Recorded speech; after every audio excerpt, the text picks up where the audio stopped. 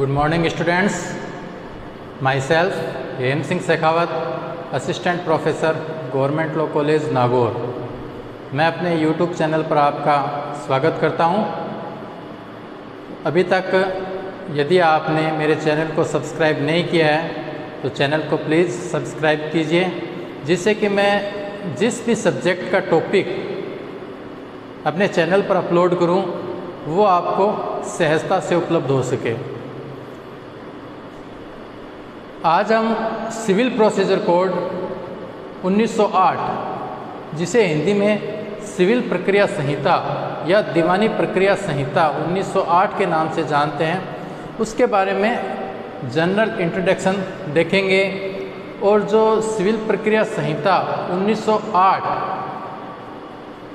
भारत में लागू हुई, उससे पहले क्या किसी सीपीसी का निर्माण किया गया तो कब किया गया, कब उसमें अमेंडमेंट हुए, कितनी बार 1908 से पहले सीपीसी बनी।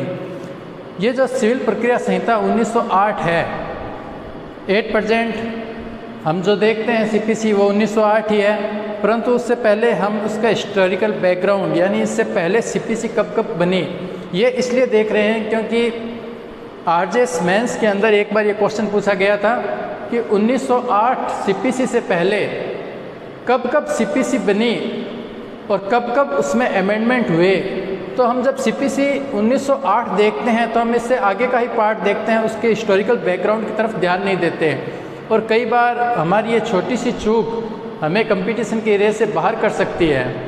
तो इसीलिए मैं ये थोड़ा सा पहले सिविल प्रोसीजर कोड 1908 शुरू करूं, उससे पहले थोड़ा सा हिस्टोरिकल बैकग्राउंड में देख लेते हैं इसका अपन।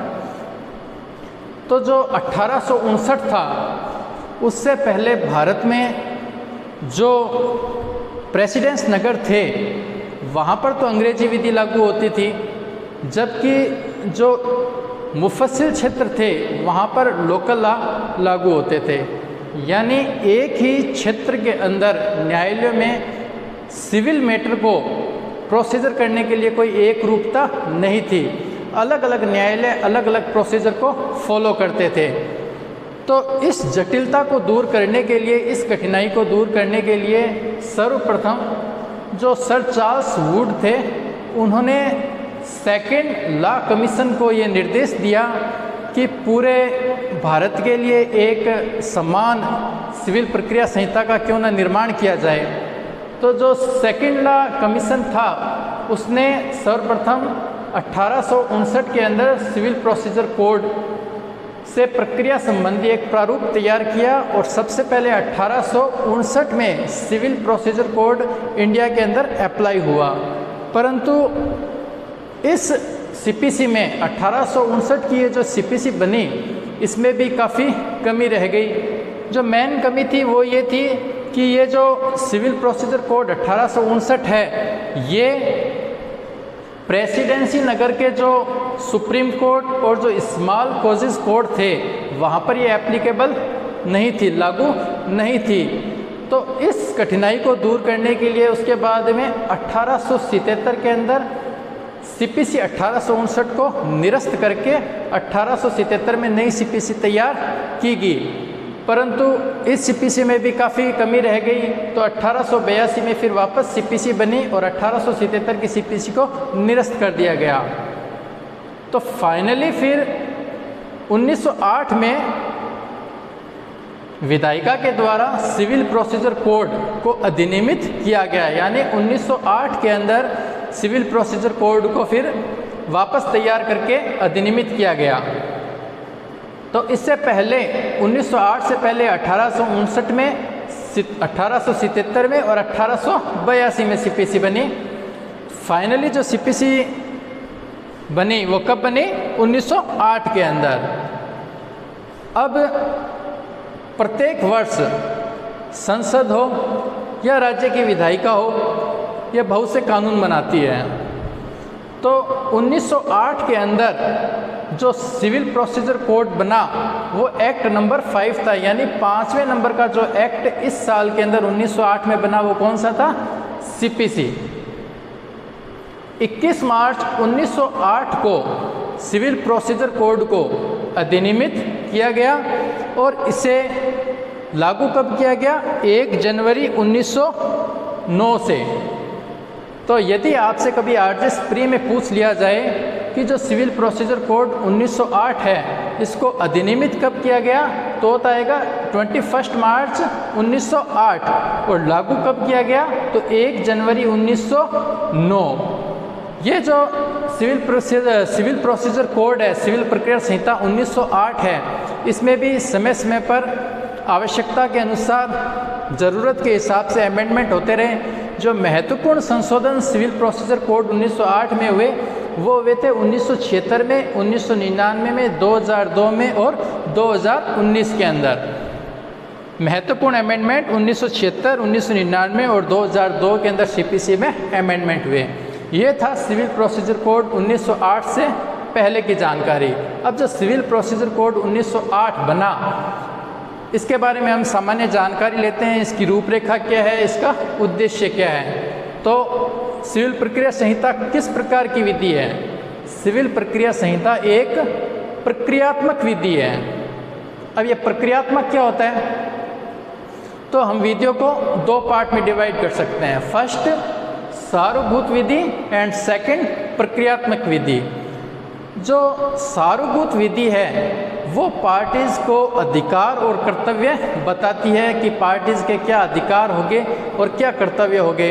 जैसे कॉन्ट्रैक्ट एक्ट हो गया, आपके पार्टनरशिप एक्ट हो गया, सेल्स ऑफ गुड एक्ट हो गया, रेंट कंट्रोल एक्ट हो गया। ये सारे के सारे क्या है, ये सारूभूत विधि है।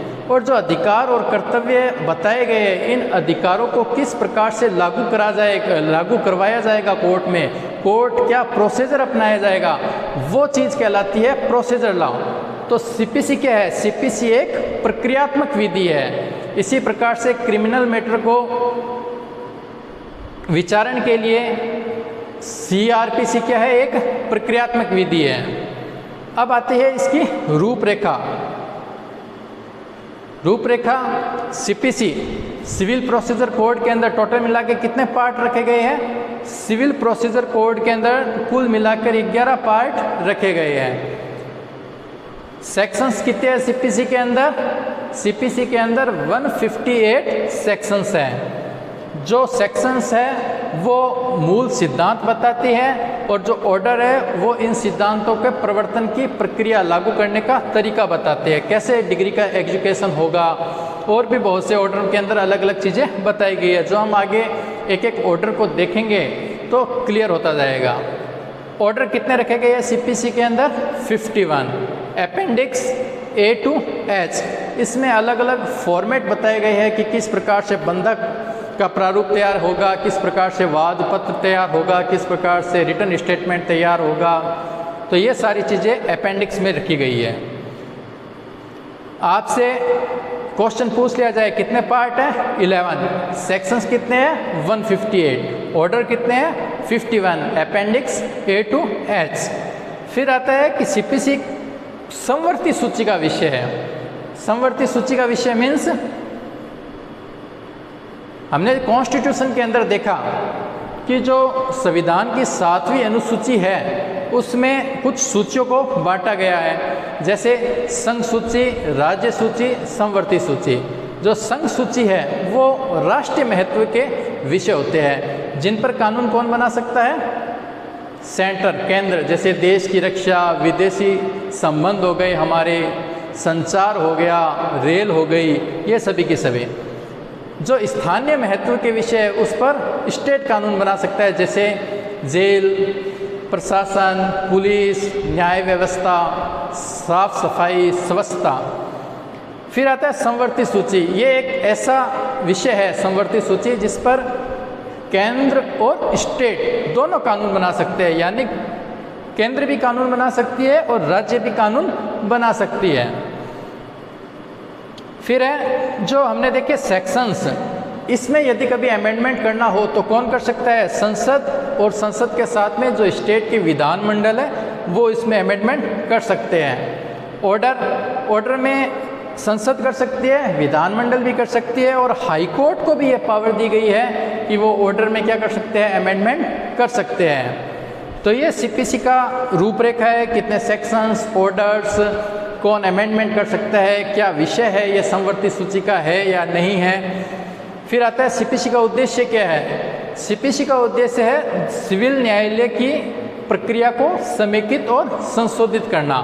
समेकित यानी एक ही विषय पर जो अलग अलग कानून को उनको एक साथ कोडिफाई करना, एक साथ में लेके आना और उसमें आवश्यकता के अनुसार संशोधित करना। सेकंड, पीड़ित पक्षकार को बहुत ही इजी प्रोसीजर के माध्यम से जस्टिस, न्याय प्रदान करना। पार्टीज के अधिकारों का उल्लंघन होता है तो उन अधिकारों के उल्लंघन के लिए उपचार दिलाना, कोर्ट में क्या प्रोसीजर रहेगा जिससे जो पीड़ित पक्षकार है उसको न्याय की प्राप्ति हो सके। तो ये आज हमने सिविल प्रोसीजर कोड 1908 के बारे में थोड़ी सी जनरल इसका इंट्रोडक्शन और इसका जो हिस्टोरिकल बैकग्राउंड था उसके बारे में डिस्कस किया। थैंक्स।